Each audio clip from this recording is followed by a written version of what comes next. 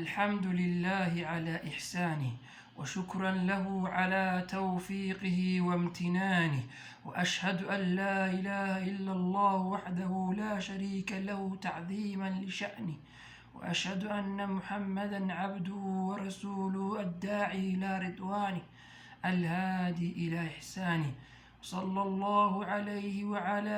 آله وأصحابه وأعوانه وسلم تسليما كثيرا وبعد ولا يا الله القرآن الكريم كوحو كليه سو كهذا يا أهل الجنة لهم درجات عند ربهم markuu mu'miniintii ka soo hadlay iyo dadkii wanaagsanaa iyo salaada siday u oogayeen ayaa ilaahay quraanka wuxuu ku yiri ulaa'ika humul mu'minuuna haqqan kuwaas ayaa mu'miniinta dhabka ah lahum darajaatun waxa u sugnaaday darajooyin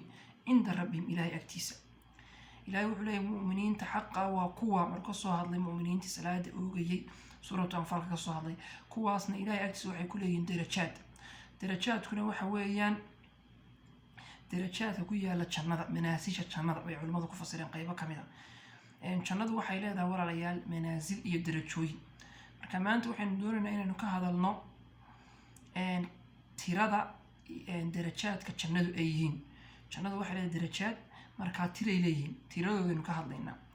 tiradooda culimadu waxay ku sheegaan waxay dhaheen tirada darajaadku jannadu waxay leeyihiin tirada aayaadka quraanka ah aayaadka quraanka culimadu waxay ku qiyaasaan 6600 inay yihiin qaarna waxay dhan waa 6000 qaarna waxay dhan 6200 waa la isku khilaafay laakiin qowl baynu soo qaadanaa qowlalka kamid ah haddaynu soo qaadano aayaadka quraanku inay yihiin 6600 waxay noo soo baxaya darajaadka jannadu in ay yihiin 6600 waxaana u daliila xadiidkii Caaisha radiyallahu anha laga wariyay oo ay tiri عدد درج الجنة عدد الآية القرآن فمن دخل جنة من أهل القرآن فليس فوقه درجة ومعنى هذه جنة الدرجات كيدو لمد هي درج آيات تردد وحي لمد هاي ترد قرآنك والقرآن كدول لحكو اللي بقولي هاي ينا واللحكو اللي بقول دول لحكو اللي بقولي هاي ينا واللحكو اللي بقول وهي والله سوق في درج ترد قرآنك مركا حديثك عائشة وريسي علماء قار waxay ku tilmaamaan way saxiixiyeen laakiin waxay dhahan waa shaad علماء qaarna waji kali bay ku wariyaan waxayna dhahan waa mawquuf wuxuu ku joogaa Aisha rasuulka ma gaarsiisana waxa jira xadiis kale oo culimadu ay istinbaad kala soo baxeen oo saxiixa oo rasuulku yiri sallallahu alayhi wasallam waxa lagu oranayaa qofka qaala li saaxib alquran iqra wartaqi warattil kama kunta turattil fi dunya fa inna manzilatuka عند آخر آية تقرأها ومعنى هذه هي قف صاحب القرآن كواحد القرآن يا آخري أو كر درجة جنة كر والقرآن كلا دق سيدا آد مركز أدون كتشوفتي وكلا دق جرتي سيدا في عن قرآن كوا آخري جرتي من سيلا هذا واحد نقول يسأل جنة كويا راني سبحان الله يقف صاحب القرآن كا آيات وقدام بيس القرآن كا آخر ذلك كا قاضي culimadu waxay kala bixeen maadaama qofka maaragtay waxay kala bixeen qofku maadaama uu aayaadka quraanka akhriyo markuu aayad akhriyaba darajo sare loo qaadaya marka hadduu 30 jisba wada akhriyo wuxuu noqonayaa wuxuu tagayaa darajada ugu sareysa ee jannada bay culimada qaar dhaheen fuqahadu marka culimadaas waxay istinbaad la soo baxeen oo dhaheen darajada jannadu waa 6600 waxay la mid tahay tirada quraanka bay darajada jannadu la mid tahay waxa jira xadiis kale oo saxiix ah isagu oo rasuulka laga wariyay sallallahu alayhi wasallam uu yiri rasuulku jannada dhexdeeda waxa ahaaday 100 darajo darajo kasta laba darajo kasta inta u dhaxaysa waa inta samada iyo dhulka u dhaxaysa bimaana jannada waxa ahaatay rasuulku yiri 100 darajo boqolka darajo laba darajo kasta inta u dhaxaysa waxa weeyaan waa inta samada iyo dhulka u dhaxaysa darajada ugu sareysa jannada rasuulku wuxuu yiri waa firdawsa rasuulku yiri wuxuu yiri darajada ugu sareysa jannadu waa firdawsa iyadaana tufajjiru al-anhaar al-jannat al-arba'a waana jannada firdawsa ala waa jannada ay webiyada jannadu ka soo qulquli doonaan jannadu waxay leedahay afar webi mid biyo ah mid caana iyo mid khamri ah iyo mid malaba afartaa webaan ay kasoo bilaabmaan ay kasoo qulqulaan ayaa waxa la yihahdaa jannatul firdaws waxa weeye waa jannada ugu sarreysa jannatul firdaws rasuulku wuxuu yidhi dad ilaahay wax weydiisanaysaan jannatul firdaws weydiista xadiidkaas wuxuu inoo sheegay in darajada jannadu ay tahay 100 darajo innaguna hore waxaynu soo sheegnay in 6600 culimada qaar ay dhaheen marka culimada ayaa qayba saatiri waxaynu u gudbaynaa oo rabnaa inaynu ka hadalno darajada ugu sarreysa ee jannada maxaa waatay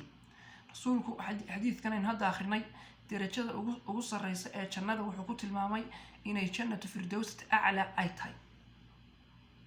xadiid kale isna jira darajada u sarreysa ee jannada ku tilmaamaya wasiilada alwasiila waxa la darajada ugu sarreysa ee jannada magaceeda waxa la yiraahdaa alwasiila xadiidka hadda aynu soo akhrinayna rasuulku wuxuu yiri darajada ugu sarreysa ee jannada waa jannatul firdaws rasuulka markasto salaada eedaanku uu dhamaado waxa sunnah inaad tiraahdo allahumma rabbi hadhihi da'wati taama was-salatu al-qa'ima aati muhammadan al-wasilata wal-fadila ومعنى يا إلهي ونبي محمد وحاسيسا وسيلة معنى وحو دوانشو أكتر هي فضيلة الصحابة ما كان رسول كوي ويدينو حيدهان رسول الله وسيلة محيطها رسول كوي وسيلة ودرجة وسريسة جنة هل قف بان جلد هنا وحان رجينا يا إن أنا النقطة إلهي يجبر يا إن إلهي وسيلة السيو وسيلة هو هلك jannada ugu sarreysa buu xadiidkana sheegaya marka culimadu labada xadiid midna uu leeyahay jannada halka ugu sarreysa waxa la yiraahdaa firdawsatu a'la midna uu leeyahay waxa la yiraahdaa alwasiila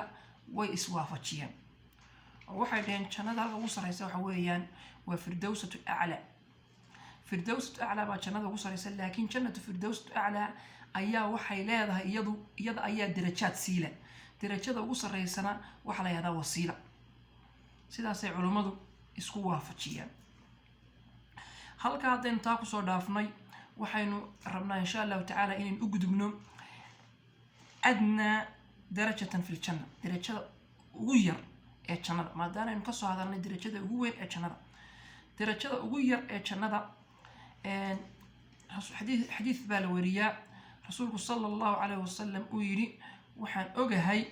qofka ugu dambeeya ee naarta ka soo baxaya noqonayana qofka ugu dambeeya ee jannada gala xaloonaya jannada gal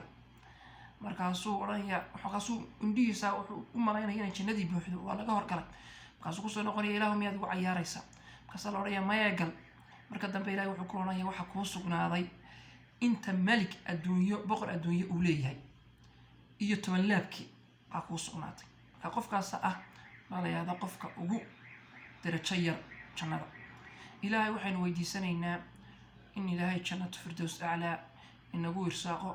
إلهينا النبيادة إيا الصالحين إيا الشهادة معودينا قدقوا كواسا ونكسا وحلا رفيقا سيدي إلهي يدو حسن أولئك رفيقا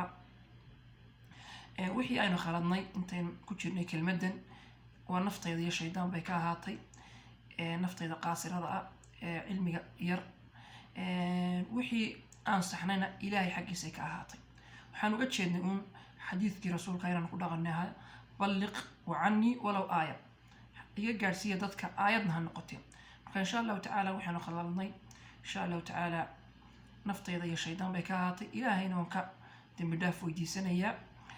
waxaan saxnayna min Allah bay ka ahaatay insha Allah ta'ala wixii aad khad aragtaana waan isixi karnaa wajazaakumullahu khayran wa ahsanakallahu ilaykum taana ka bixin waxaan rabnaa inaan isku dardaaranno taqwada ilaahay iyo in wax kasto ilaahay raali ka yahay lagu dhaqmo maadaama darajada jannada lagu helayo sida aynu xadiidkii hore soo sheegnay qaala li saaxibi alqur'aan saaxiib quraanka waxa lagu oranayaa quraanka akhri kala dhigdhig mansiladaaduna waxay noqonaysaa halka aayadda ugu dambaysa aad akhrido maadaama darajada sidaa lagu helayo xadiiska uu sheegay waxa muhiim ah in maartay qofka muslimka ah quraanka ilaahay uu ku dadaalo wuxuu xafidi karo uu xifdiyo insha Allah ta'ala ilaahay waxaan weydiisanaynaa in quraanka xifdigiisa iyo acmaasha wanaagsan uu inoo fududeeyo والسلام عليكم ورحمة الله وبركاته.